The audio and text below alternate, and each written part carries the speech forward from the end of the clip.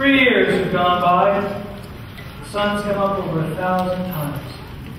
Summers and winters have cracked the mountains a little bit more. And the rain's brought down some of the dirt. Some babies that weren't even born before have been talking regular sentences. And the number of people who thought they were right young and spry have noticed they can't bound up the flight of stairs like they used to. Well, without their hearts fluttering a little. Yes, all that can happen in 1,000 days. Nature's been pushing and contriving in other ways, too. A number of young people fell in love and got married. Yes, the mountain got bit away a few fractions of an inch. Millions of gallons of waters have passed through the mill, and here and there a new home was set under a roof. Most everybody in the world gets married. Know what I mean? Most everybody climbs into their graves married. In our town, there aren't hardly any exceptions. The first act was called daily life. This act is called love and marriage. So, it's July 7th, 1904, just after high school commencement. See, that's the time that most of our young people jump up and get married. Soon as they've passed their last examinations in solid geometry and Cicero's orations, suddenly feel themselves fit to get married. It's early morning again. And this time it's been raining. It's been thundering and pouring. Miss Gibbs' garden and Miss Webb's here, drenched. All those bean pools and pea plants, drenched. Why, just yesterday, all across Main Street here, the rain looked like curtains being blown along. I don't know now if we begin anything.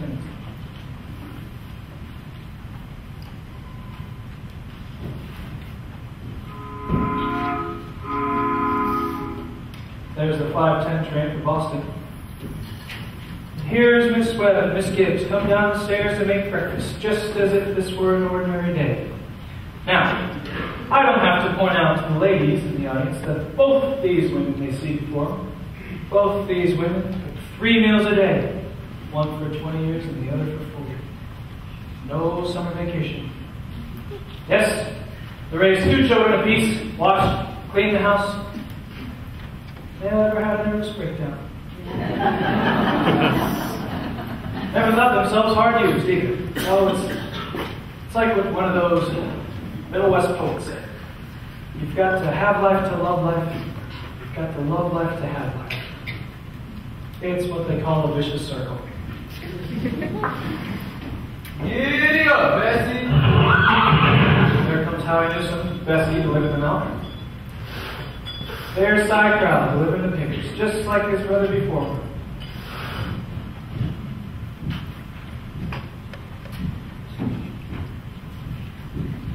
Morning, Howie. Morning, Cy. Anything in the papers I know? Nothing much, except we're losing about the best baseball pitcher Grover Corn's ever had. Yeah, I reckon he is.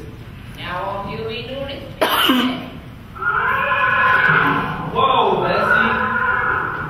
Guess I can stop and talk about the mine, too. You can hit too. Run base too. Yeah, mighty fine ball player. I don't see how we can give up a thing like that just to get married. You have Howie. Oh, I can't really tell, Cy. I never had no talent that way. Morning, Howie. Oh. Hey, Bill. You're up early. Morning, Mr. Warren. See if there's anything I can do to prevent a flood. It's been rising all night. Crowell here is all broke up about the Dr.Gibbs is retiring from baseball. Yes. Yes, sir. It's the way it goes. And before we had a player side, even George Gibbs couldn't touch me. Have a hang tight. Went down to Maine to become a parson. Wonderful ball player. How's the weather seem to you? No. Take that. I think maybe it'll clear up good. Bill? No.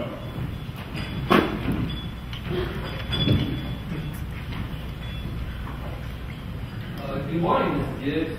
Good morning, Howie. It's too bad about the weather. It's been raining so heavy that maybe it'll clear up. Certainly hope it will. So, how much did you want today? Well, I have a house full of relations, Howie. Looks to me like I'll need 3 of milk and 2 of cream. 3 of milk and 2 of cream. My wife told me to tell you that we hope they'll be happy. No, they will. Thanks a lot, Howie. Tell your wife I hope she makes it to the wedding. Maybe she can. She'll get there if she can. Good morning, Mrs. Webb. Good morning, Mr. Newsome. I told you 4 quarts of milk, but I hope you can spare me another. Yes, sir, and 2 of cream? It'll start raining again, Howie.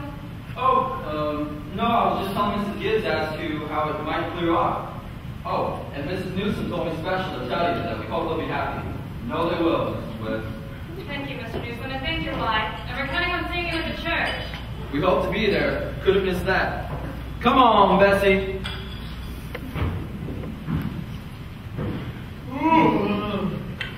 Well, the day has come. You're losing one of your chicks. Frank did, don't you say another word. I feel like crying every minute. Gotta drink your coffee. The groom's up shaving himself. Only paid an awful lot to shave. Whistling and singing like he's glad to leave us.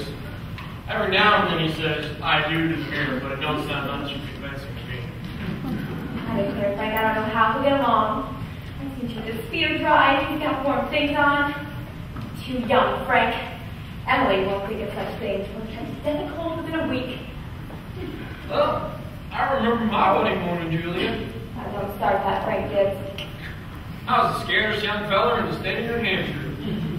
When I saw you coming down that aisle, I thought you were the prettiest thing I'd ever seen. And the problem was, I'd never seen you before.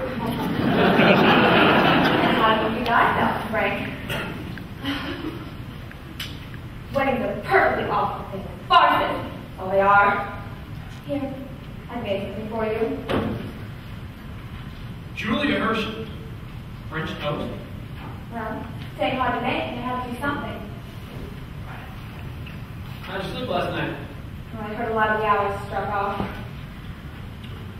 I get a shock every time I think of George setting out to be a family man. That gangling thing. I tell you, there's nothing so terrifying in the world as a son. The relationship of a father and son is the damnedest high risk. Well, mother and daughter's no picnic, let me tell you. They'll have their troubles, I suppose. That's none of our business. Everybody has a right to their own troubles. I am. People are meant to live 2 by 2 in this world. Take natural belongs.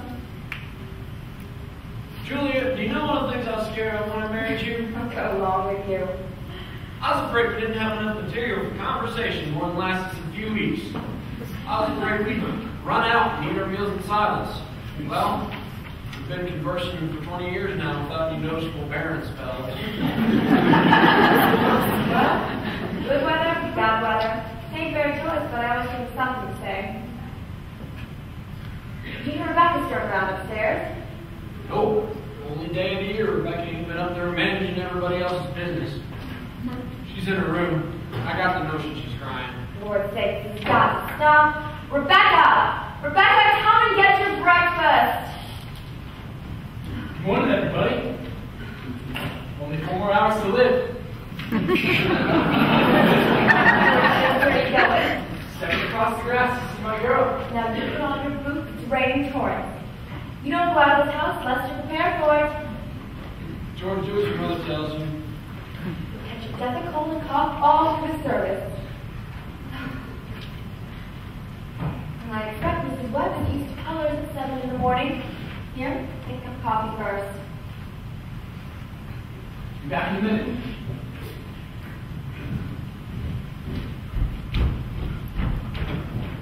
Good morning, Mother Webb. Good morning, George. Goodness, you frightened me. Now, George, I hate to say it. You can stand here a minute under the rain, but really, George, you understand I cannot stay. Why not? George, well, you know as well as I do. The groom can't see his bride on his wedding day, not until he sees her in the church. That's just a silly superstition. Good morning, Mr. Webb. Surely, Good morning, George. surely you don't believe in a superstition like that. Well, there's a lot of common sense in superstitions, George. Millions have followed it, George. And don't you be the first to fly in the face of custom. How's Emily? She hasn't waked up yet. I haven't heard a sound out of her. Emily's asleep? No wonder. We were up to all hours packing and sewing. Now, George, here's what I'll do. You sit here and drink this cup of coffee with Mr. Webb, and I'll make sure Emily doesn't come down and surprise you. There's some bacon too, but don't be long about it.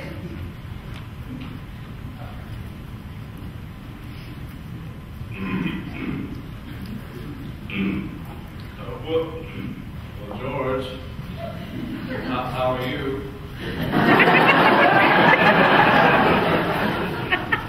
I'm fine.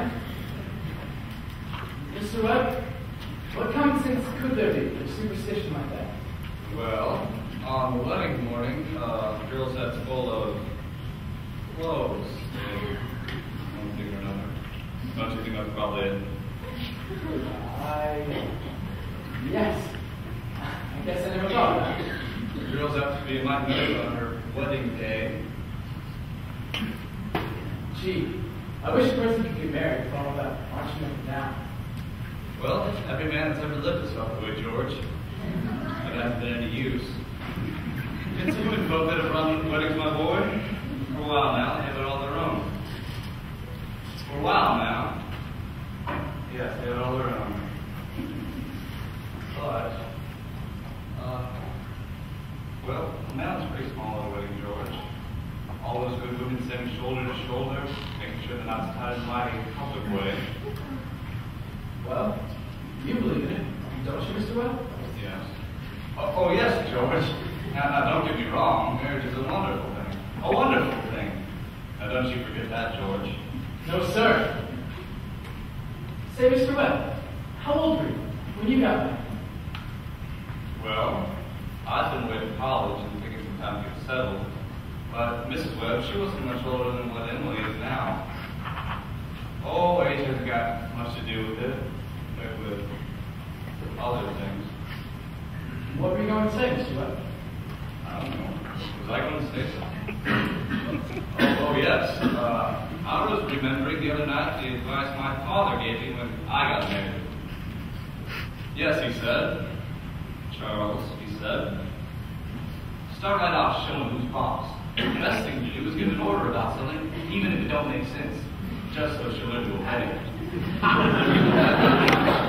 And he said, if anything about her irritates you, or a conversation or anything, get right up and leave the house. That'll be clear to her.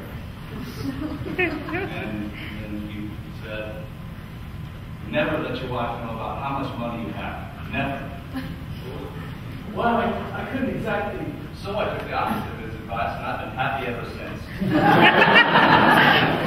And let that be a lesson to you never to ask advice of anybody on personal matters. Are you going to raise chickens at your farm? What? Are you going to raise chickens on your farm? Oh, yes.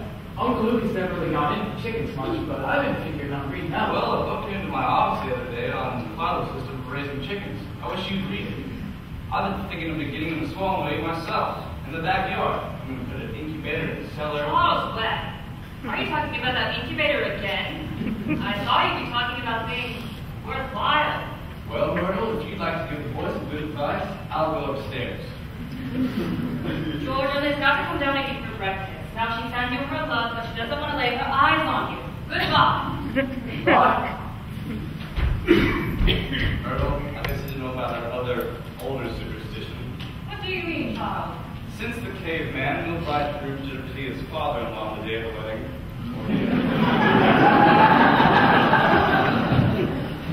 Thank you very much, Mr. and Mrs. Webb.